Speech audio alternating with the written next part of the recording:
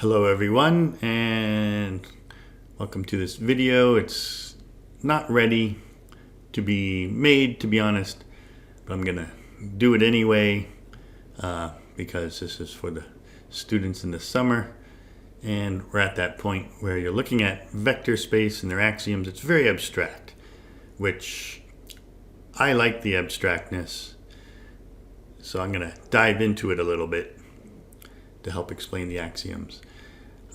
But just a word to encourage you not to fret too much. The abstractness is mainly limited to these opening sections, and all our applications that we look at as we go further along in linear algebra, we pretty much don't see these abstract spaces anymore. So you're probably happy to hear that. But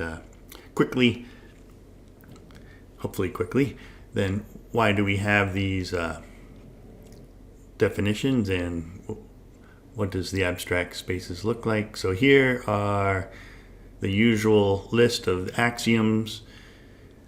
So we have this set of elements. Often they could be like in R3 or something, but they could also be space of polynomials, as we'll see, and some other things. But we have elements, and we get to define addition. So like for polynomials, the usual way you define addition of two polynomials, p of x and q of x, is p plus q at x is going to give you the same thing that p of x plus q of x will give. But there's other things you can do. We get to define addition. Right, so we get to define addition of our elements and scalar multiplication. And I didn't write it here. Maybe I'll look at this one here. The scalars for my scalar multiplication will always be real numbers. And sometimes they call this a real vector space. So there's the axioms. I won't go through them. You can look them up. But they lead to nice properties. So that's one of the things we want. So we can prove if x plus y equals x plus z, then y must equal z. And similar, if x plus y equals z plus y, then x equals z. And then the zero vector is unique. The additive inverse is unique. 0 times any vector will give me the 0 vector. Alpha times the 0 vector will give me the 0 vector. And if alpha times x equals 0, the only way to get that is if either the vector was 0 and or the scalar is 0. Also, the additive inverse up above will actually end up just being the negative of the vector. And these are all pretty common. I also add in, this is one's less common, but x plus itself must be 2 times x. Right, so when you're new to this, until you see abstract spaces, it doesn't hit home. So let's look at some abstract spaces. The first one's not abstract. It's R3 with the usual addition and scalar multiplication. So that's a vector space. So, and I'm using some notation that comes later. We're going to look at basis of a vector space and change of basis. So without realizing it, we're kind of using what we call the standard basis for R3. So 4, -2, 3 with the standard basis. When you use the standard basis, you don't need to subscript there, but I did. E we use for the standard basis, because then we call these E1, E2, E3. So so here's a sample vector in R3, and now I can use a different basis. Again, this is some material that comes later, but this is part of the reasoning for the vector space axiom. So I'm easing into it, but we've got 3 other vectors. Now these 3 vectors are written using the standard basis, but with these 3 vectors, I can write this vector as a combination of these 3 vectors.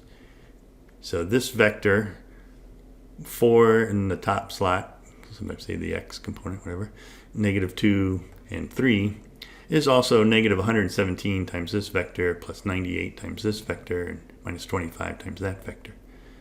So an important thing that we're going to get to is, so you can write, once you have a basis, then any element in your vector space is some combination of the basis, which means you can write it as a column vector. And when we are worried about if it's not understood which basis we're using, that's when you start subscripting which basis you're using. So you pretty much always use a standard basis and then never subscript. But when you start using other basis, you might subscript. And so I call this beta, is a set of these 3 elements. So that wasn't too abstract. It uses things from the future. Polynomials, we're starting to get a little abstract, but not too much so. P3, polynomials of degree less than 3. So it'll take 3 vectors to represent a polynomial of degree less than 3. So you could have a quadratic, or you might not. You might just have a line, or just a constant. So the standard basis here is 1x x squared. So those are these 3 elements in this space. I won't call it a vector. Well, I'll go ahead and call it a vector space. So these 3 elements in my vector space will form a basis. So if I have any other element, like here's something that's in the vector space, I can write it as a combination of these 3. So this is what it means to be a basis, and then so I can write it as a column vector. And again, I pick a different set of 3 elements. So these 3 elements are also in P3. These 3 elements are all polynomials of degree less than 3. And it takes some knowledge from future sections to show they'll be a basis. They're what we call linearly independent. And there's 3 of them. And since this has dimension 3, it'll be a basis. So any other polynomial can be written as a combination of these 3 elements. These 3 elements, I'll call them. For example, this same polynomial up here ends up being 2 times this first one, minus 3 times the second one, plus 4 times the third one. And, well, if I write these in terms of the standard basis, the 1x x squared, then you can kind of see it. But you don't need to. You can just, from this line, right, look at the constant term. I have negative 8. Here I'll have 2 minus 6 minus 4, and that'll be negative 8. Or I have 13x. If you look at the x terms, it'll match. And then 9x squared. And I've got 2x squared plus 3x squared plus 4x squared. And that's 9x squared. So, again, any element in my vector space I can write as a combination of this basis. And I can write as a column vector. All right, a little more abstractness here. Matrices are a vector space, 2 by 3. The standard basis for a 2 by 3 is just put a 1 in each of the 6 slots, 0 everywhere else. So that's the standard basis. And then if you give me any 2 by 3 matrix, it's pretty easy to write it as a combination of these 6 elements. So for example, this is just 7, 4, etc. minus 2. I mean, it's super easy. But this is where we call it a vector space. I can also write it as a column vector. So the matrix is a column vector with this basis. So this is a 6 by 1 column vector, because this has dimension 6. So every vector in the vector space can be written as a 6 by 1 column vector. And again, I can use a different basis. So again, it would be kind of hard work to show. I think I have it later, but I'll skip over it. That, you know, these are 6 linearly independent 2 by 3 matrices. So I can take the same matrix, and it ends up equaling. I do have the work later, but if you want, you can check. But as combination of these 6 matrices, which means I can write this matrix as a 6 by 1 column vector with that basis. So I'm about at maximum abstractness now. I name this space V+++. So usually, this isn't too uncommon, but they only do it in R1. But to make it look more like a vector, I'm doing it in R3. In other words, I really only need to do this with x1 and define the multiplication and addition. But I made it x1, x2, x3. So I'm going to only deal with positive numbers. That's my set. And it'll, if you use regular addition and scalar multiplication, it would not be a vector space. It would not be closed, because if I multiply by a negative number, I'd be outside the set. But I'm not going to define addition and scalar multiplication in the regular way. So I get to pick what addition will be in this, with this set of elements. And if you take any 2 elements in this set, I'm going to define addition by, addition here is really multiplication. I get to define that. That's perfectly reasonable. So one element plus another element will give me a new element whose entries are the product. So that's how I define addition. And a real number times an element, you want to call it a vector, I mean, it'll be a vector, is going to be you raise to a power. So x1, x2, x3, they're all positive, so we can raise to any real number power. So alpha can be any real number.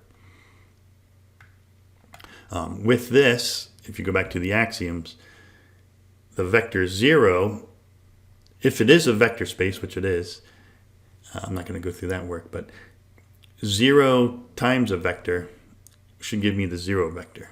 And so if alpha is 0, notice you'll get 1, 1, 1. So that'll be the vector. That'll be the 0 vector with this vector space.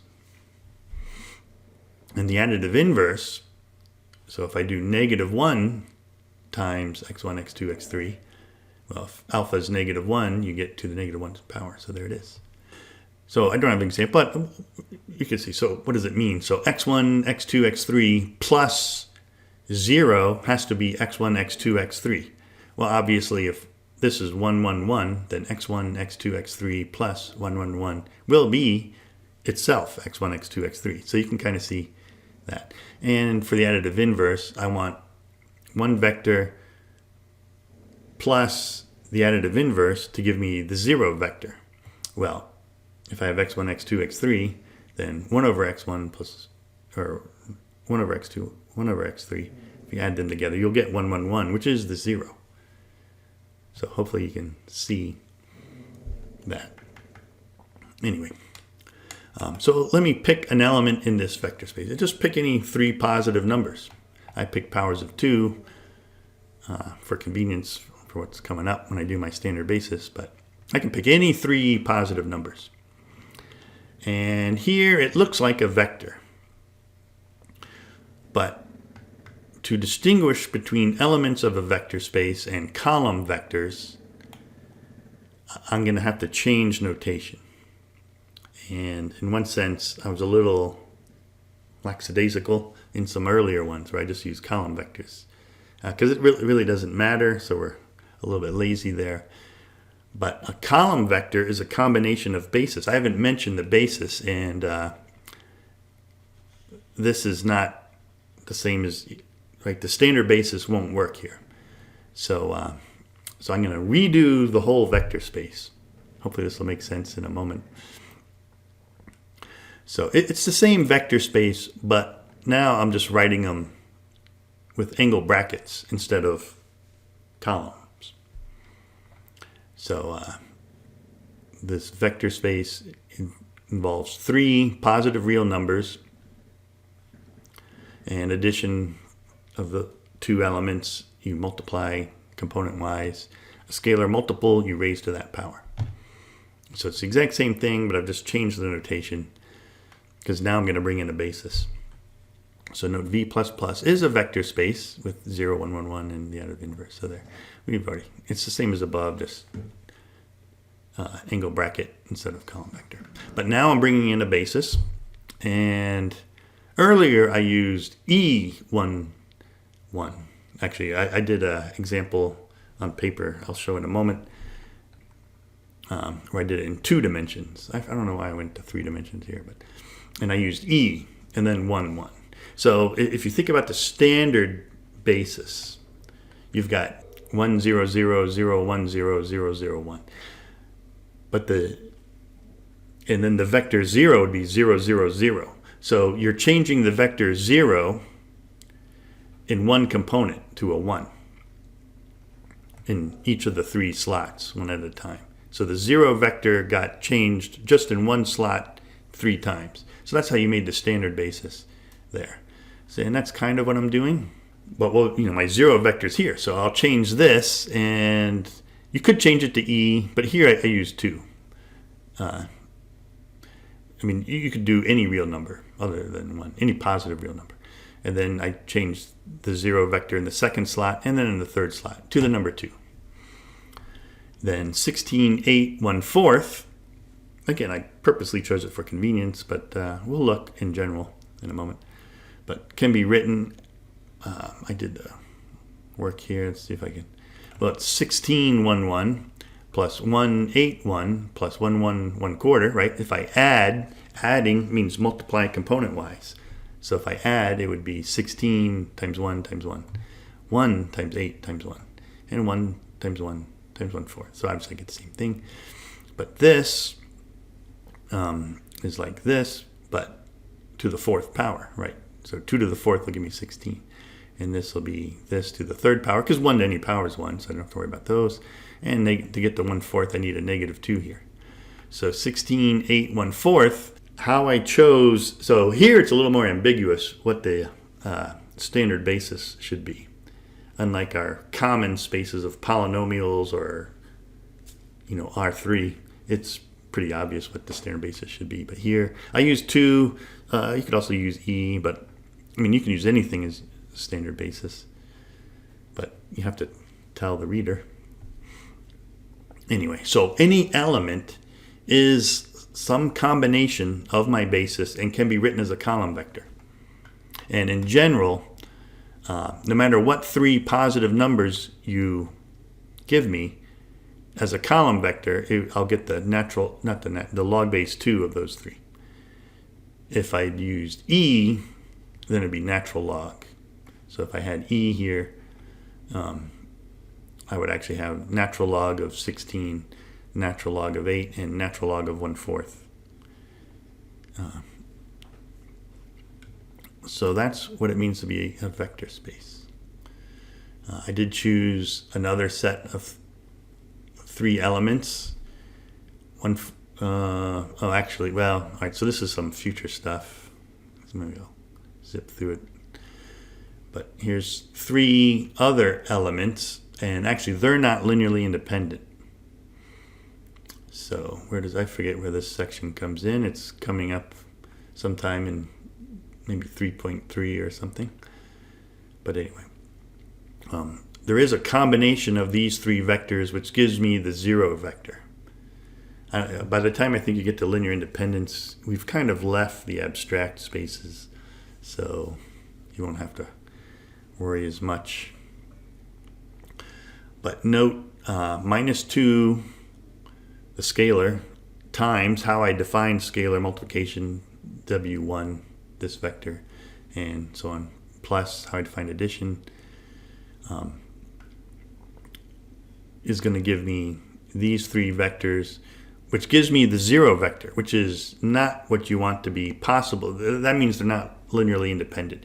If a scalar combination of them give you the 0 vector, and this is where all the confusion comes in in the early sections. What's the 0? The 0 vector is not 0, 0, 0. That's not even in my space.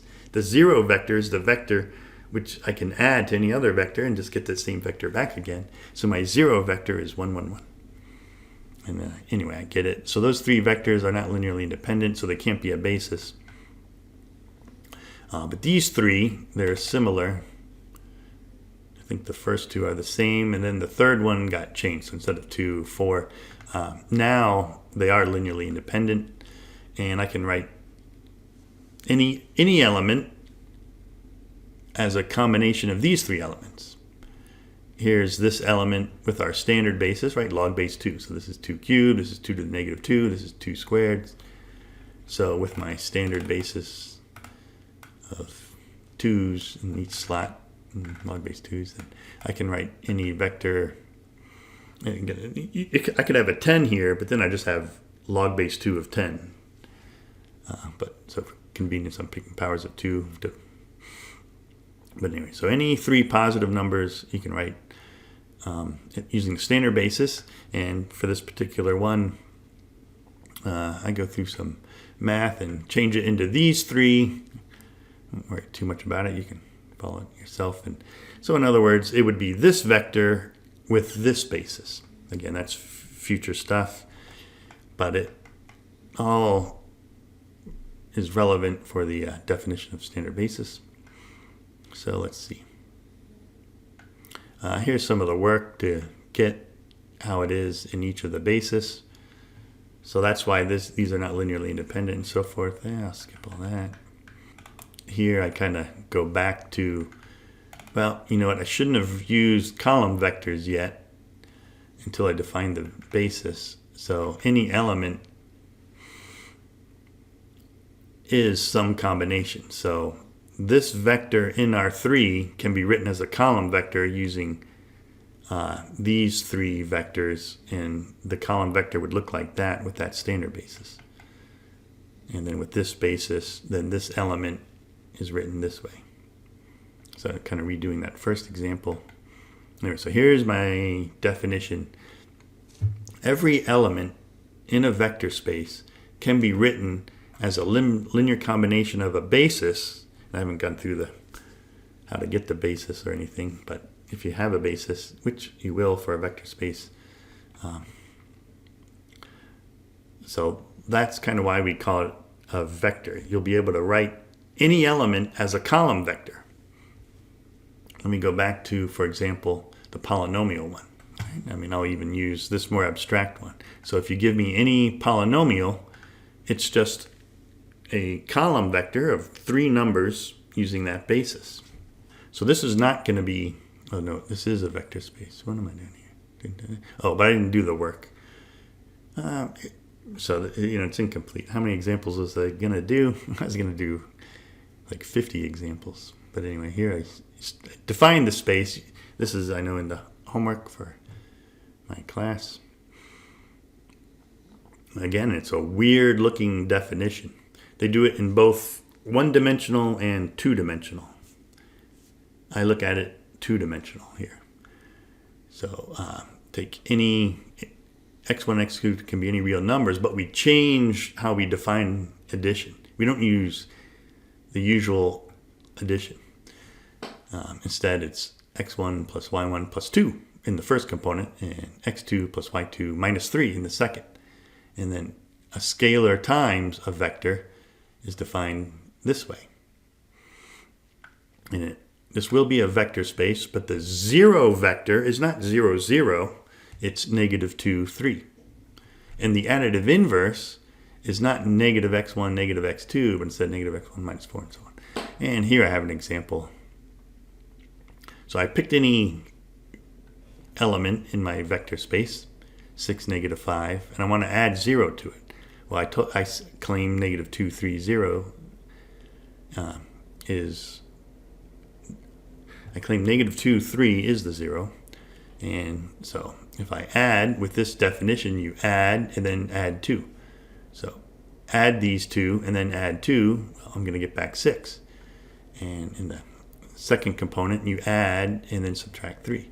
So if I add, and then there's adding and then subtract 3. So negative or 6, negative 5 added to this will give me back 6, negative 5. So that shows this vector is the 0 vector. Okay, so it's not 0, 0. And the additive inverse. So if I want to add the additive inverse, I now need to get 0. And so I claim the additive inverse. Again, the easy way to find it is from one of the properties. The 0 vector has to be 0 times a vector. So if x1 is 6 and alpha is 0, what am I going to get? Negative 2. And if x2 is negative 5 and alpha is 0, well, what am I going to get? 3. So remember, that's one of the properties. Boop. Yeah, properties. You can find the 0 vector by doing the scalar 0 times any vector. You always will get the 0 vector. And the additive inverse will be the negative 1 times, but how you defined it. So if I do negative 1 times 6, 5, that'll be negative 1 times 6 plus 2 times negative 1, which is negative 2 minus 2.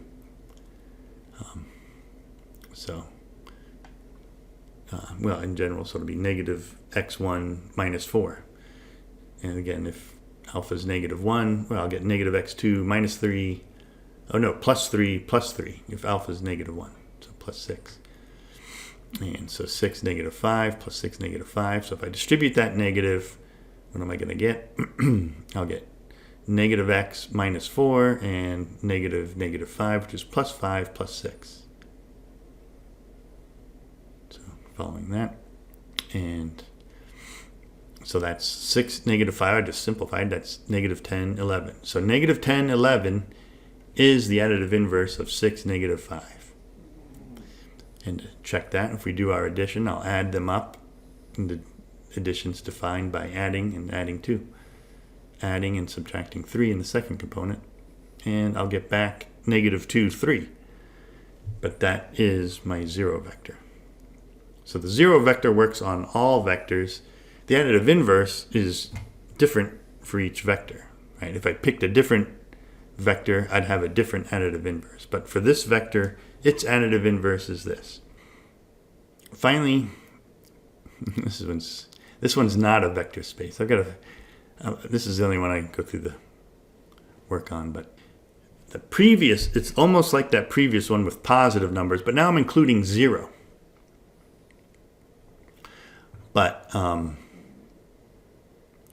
if I include 0, let's see, but alpha can be any real number. So how am I going to do, if I have 0 in either slot, I can't do 0 to a negative number. Right, so I have to figure out how to handle a scalar multiple if I have 0. And, well, I just say, well, it'll just stay 0. So if x1 and x2 are 0, alpha times will stay 0, even if alpha is negative, and so forth. So I believe only A4 does not hold. That's pretty amazing. Well, I mean, I fixed it. So, I mean, for any two positive numbers, I can add, put in quotations, and I'll stay, I should say, non-negative. So I put 0 plus. So it could be 0 or positive. So for any two elements in that set, with addition, I'll stay in there. And with scalar multiplication, you'll stay in there. So it's closed under my operations. And it's commutative and associative. There is a 0, I believe. So I think 1, 1 would be the 0. So take any two, add 1, 1, and you'll get back the same vector. So we already know it works for positives, but if either of these are 0, it'll still work, right? So I'll get back 0. So 1, 1 is my 0 vector. I went back to 2 dimensions here. A4. There is not an additive inverse, though. I can't always get back the 0 vector, which is 1, 1. Right. So if I start with, say, 0, 2, and I want to add something, how do I get back 1, 1, the 0 vector? Well, if I have a 2 here, I can have a 1/2 here, and I'll get a 1. But once I have a 0 here, I can't get a 1 here. So I lost A4. But I think these others actually hold, so it's kind of amazing. I'll go through them. So only that one, no additive inverse. So what does that mean? Well, if I try to have a basis, this is similar to what I did before. I did, 2, 1, 1, 1, 2, 1, and then 1, 1, 2, but now I only have 2 components. So this is what I had before, these two. But obviously, combinations of those won't help me if I have a 0 in either slot. So I need some vectors that have zeros in either both, one or the other. So every element is some combination of these 5 vectors. For example, 0, 0, well, actually I have to be careful. Some combination. I guess I'll use that word. You'll see below. Maybe I shouldn't use this word. But anyway, like 0, 0 is just 1 times this, etc. Or 0, 8 would be 3 times this vector. Right? So 3 times 0, 2 is going to give me 0, 2 cubed, or 8. And, I can do non-powers of 2 and just use log base 2, or whatever. 1/16 0 is this times this vector, or 1/16 8 is that. So every element in this set will be some multiple of one of these 5, or maybe plus some. But I can't write the elements as a linear combination. So if I go back to 0, 8, sure, it's 3 times 0, 2, but I can't write it as a column vector or as a combination of all 5. It's not equal to 0 times 0, 0 plus 0 times 2, 0 plus 3 times 0, 2. So it is 3 times 0, 2, but 0 times this plus 0 times that. Because what would that be? Well, by addition, how did I define addition? I've got, I'd be multiplying. So once I have a 0, 0, and I add, I'll end up with 0, 0. So that's why I'll get 0, 0. So 0, 8 is 3 times, with my definition of times, this one. But it's not a combination of all 5, which means I wouldn't be able to write it as a column vector. How can I write it as a column vector?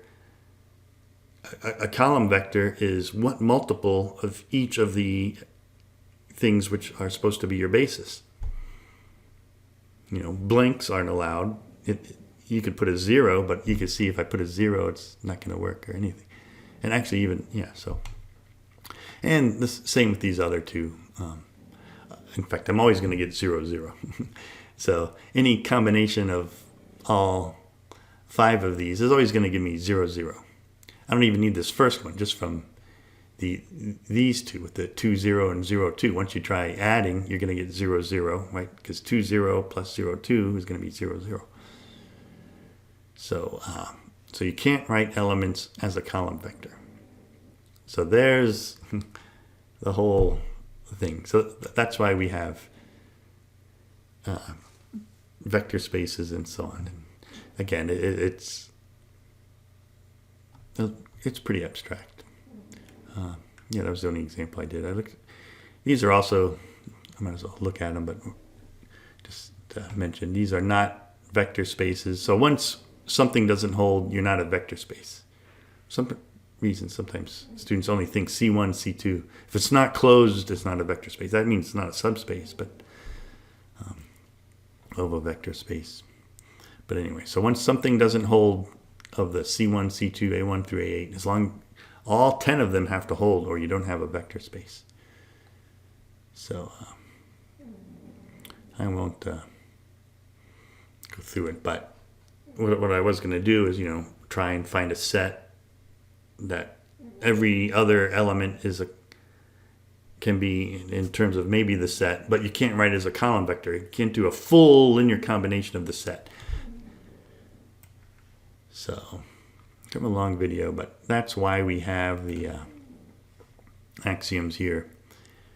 That will allow us to make a basis for the set, the vector space, and then every other element in the set, the vector space, is a combination of the basis, or in other words, can be written as a column vector. If you don't have these 10 things, then you won't be able to write things as a column vector. So the abstractness is probably maximized in 3.1 and then goes down a little bit in 3.2. And to be honest, then we, after that, mostly stick with the usual Rn or Pn, those two for our vector spaces. We do change basis, so we don't always want to use the standard basis, but at least we know what it is for Rn and Pn. So, all right,